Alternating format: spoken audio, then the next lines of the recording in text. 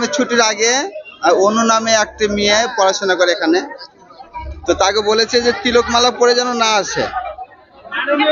তো বলেছে না আসে, তারপর তো স্কুল ছুটি হয়ে গেল। স্কুল ছুটির পরে আবার স্কুল খুলেছে, তবে তিলকমালা পরে এসছে।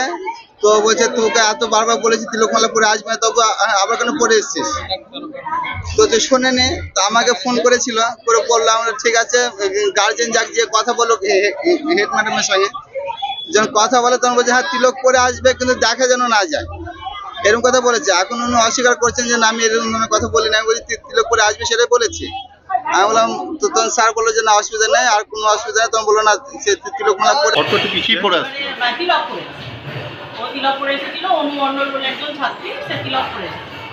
এবার একজন দিদিমণি বারণ করেছে যে তুমি পালন করতে পারবে না, এরকম কোনো নিয়ম নেই। আর এরকম কেউ বারণ করেছে বলে আমার